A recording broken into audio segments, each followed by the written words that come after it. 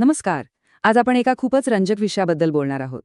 इथे आपण मोठे आणि थोडेसे गुंतागुंतीचे विषय सोप्या पद्धतीने एखाद्या कथेसारखे उलगडून पाहतो.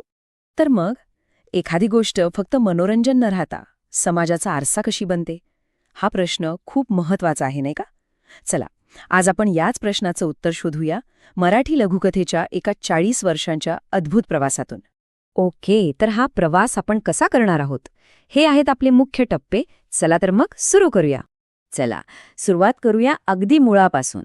म्हणजे 1920 सालच्याही आधीच्या काळात जाऊया, जेव्हा मराठी कथा खरं तर स्वतःची ओळखच शोधत होती. बघा, सुरुवातीला काय होतं, मराठीतल्या बहुतेक कथा या फारशी, अरबी किंवा इंग्रजीमधून भाषांतरित केलेल्या असायच्या. त्यांचा उद्देश एकतर मनोरंजन किंवा काहीतरी बोध देणं इतकाच होता. पण मग साधारण 1910च्या आसपास हरिनारायण आपटे नावाच्या एका लेखकाने एक मोठा प्रयत्न केला. त्यांनी मराठी कथेला एक स्वतंत्र अस्सल रूप देण्याचा प्रयत्न केला आणि इथूनच खऱ्या अर्थाने मराठी लघुकथेचा पाया घातला गेला. ठीक आहे, पाया तर घातला गेला. आता येऊया 1920च्या दशकात. तो काळ होता जिथे या पायावर खऱ्या अर्थाने इमारत उभी राहिली. चला, भेटूया त्या पहिल्या पिढीच्या शिल्पकारांना ज्यांनी आधुनिक मराठी लघुकथा घडवली. हे बघा, ही ती मोठी नावं. दिवाकर कृष्ण, ज्यांनी कथेला एक निश्चित रूप दिलं. वि.स. खांडेकर, ज्यांनी कथेला सामाजिक उद्देशाशी जोडलं. नासी फडके, जे पाश्चात्य तंत्र घेऊन आले. आणि य.गो. जोशी, ज्यांनी कौटुंबिक जिव्हाळ्यावर लिहिलं. या सगळ्यांनी मिळून कथेला आकार दिला. पण गंमत म्हणजे कथा नेमकी कशी असावी यावर मात्र त्यांच्यात जोरदार मतभेद होते. आणि हाच तो सगळ्यात मोठा आणि इंटरेस्टिंग वाद होता. एका बाजूला होते ना सी फडके, ते म्हणायचे कला कलासाठी, म्हणजे कला ही फक्त कलेसाठीच, तिचं तंत्र, तिचं सौंदर्य महत्वाचं. तर दुसऱ्या बाजूला होते वि.स. खांडेकर. त्यांचं म्हणणं होतं कला जीवनासाठी नाही, कला ही जीवनासाठी आहे, तिने समाजाला काहीतरी दिलं पाहिजे, काहीतरी विचार दिला पाहिजे. हा संघर्ष त्या काळातल्या लेखनावर खूप प्रभाव टाकून गेला. बरं, तर कथेचा पाया पक्का झाला. त्यावर वादविवाद होऊन ती अजून प्रगल्भ झाली. आता वेळ होती कथेने आपल्या घराच्या बाहेर पाऊल टाकण्याची आणि आजूबाजूचं जग कसं आहे हे पाहण्याची. आणि मग काय झालं तर कथेचा कॅनव्हास एकदम विस्तारला. 3 नवे मोठे प्रवाह आले. एक होता प्रादेशिक कथांचा, म्हणजे गोमंतक, कोकण, मराठवाडा, शहराबाहेरचं आयुष्य पहिल्यांदाच इतक्या प्रभावीपणे मांडलं गेलं. दुसरा प्रवाह होता विनोदी कथांचा. चिमणराव आणि गुंड्याभाऊंसारखी पात्र तर घराघरात पोचली. आणि तिसरा, जो सगळ्यात महत्त्वाचा होता, तो म्हणजे स्त्रियांचं लेखन. पहिल्यांदा स्त्रियां स्वतःच्या अनुभवांबद्दल लिहायला लागल्या होत्या. आणि स्त्रियांच्या लेखनाबद्दल बोलायचं तर विभावरी शिरूरकर यांचं नाव घेतल्याशिवाय पुढे जाताच येत नाही. त्यांच्या कळ्यांचे निश्वास या कथासंग्रहाने तर धुमाकूळ घातला. का?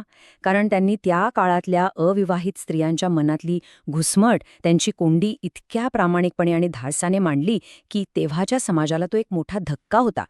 हे खरंच खूप क्रांतिकारी होतं. ठीक आहे, कथा आता प्रादेशिक झाली, विनोदी झाली, स्त्रियांच्या मनात डोकावून आली.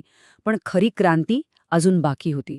आणि ती झाली साधारण 1945च्या सुमारास, जेव्हा मराठी साहित्यात एक वादळ आलं. त्या वादळाचं नाव होतं नवकथा. मग ही नवकथा म्हणजे नेमकं काय होतं? सोप्पं आहे. आत्तापर्यंतची कथा बाहेर काय घडतंय यावर जास्त लक्ष द्यायची. नवकथेने कॅमेरा आत वळवला, माणसाच्या मनाच्या आत. त्याच्या डोक्यात काय चाललंय, त्याच्या मनातली गुंतागुंज, त्याच्यातले अंतर्विरोध, हे सगळं समोर आणलं. म्हणजे कथेचा फोकस आता बाह्य घटनेवरून माणसाच्या आंतरिक विश्वावर शिफ्ट झाला होता. आणि ह्या नव्या वाटेवर चालणारे 4 प्रमुख शिलेदार होते: गंगाधर गाडगीळ, अरविंद गोखले, पु.भा. भावे आणि व्यंकटेश माडगुळकर. या चौघांना नवकथेचे मानकरी म्हटलं जातं. प्रत्येकाची शैली वेगळी, पण ध्येय एकच: माणसाच्या मनाचा तळ गाठणं. या चौघांमध्येही या क्रांतीचं नेतृत्व केलं ते गंगाधर गाडगीळ यांनी. ते अजिबात कचरले नाहीत. दुसऱ्या महायुद्धानंतर मध्यमवर्गीय समाजात जो एकटेपणा, जी नैतिक पोकळी आणि ज्या विकृती निर्माण झाल्या होत्या, त्या त्यांनी अत्यंत निर्भीडपणे आपल्या कथांमधून मांडल्या. त्यांच्या एका कथेचं नावच होतं किडलेली माणसे. विचार करा, नावावरूनच अंदाज येतो की हे लेखन किती थेट आणि धक्का देणारं असणार. तो जो वरवर चांगला दिसणारा मध्यमवर्गीय समाज होता, त्याच्या आतली कीड, आतला पोकळपणा त्यांनी उघडा करून दाखवला. बरं, तर हे नवकथीचं वादळ आलं आणि गेलं. पण जाताना ते मागे काय सोडून गेलं? ह्या 40 वर्षांच्या प्रवासाचा, विशेषतः या क्रांतीचा, मराठी साहित्यावर नेमका काय परिणाम झाला?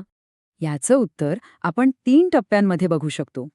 पहिली गोष्ट म्हणजे नवकथेमुळे कथेला मानसिक सखोलता मिळाली. माणसाच्या मनात डोकावणं हे लेखनाचं एक महत्त्वाचं उद्दिष्ट बनलं. दुसरी गोष्ट, अनुभवांची कक्षा खूप विस्तारली. जे विषय तोपर्यंत वर्ज्य मानले जायचे ते साहित्यात आले. आणि तिसरी आणि सगळ्यात महत्त्वाची गोष्ट म्हणजे ह्या प्रवाहाने पुढच्या अनेक पिढ्यांना प्रेरणा दिली. ग्रामीण साहित्यापासून ते दलित साहित्यापर्यंत सगळ्यांना एक नवी वाट मिळाली. तर हा होता मराठी कथेच्या सुवर्ण काळाचा प्रवास. यावरून एक गोष्ट नक्की कळते की साहित्य हे प्रवाही असतं, ते कधीच एका जागी थांबत नाही. आणि म्हणूनच हा सगळा इतिहास पाहिल्यावर आजच्या काळात एक प्रश्न मनात येतोच. आजच्या या सोशल मीडियाच्या अमर्याद कंटेंटच्या जगात खऱ्या अर्थाने नवी कथा कोणती असेल? कशाला म्हणता येईल नवी कथा? विचार करण्यासारखा प्रश्न आहे, नाही का?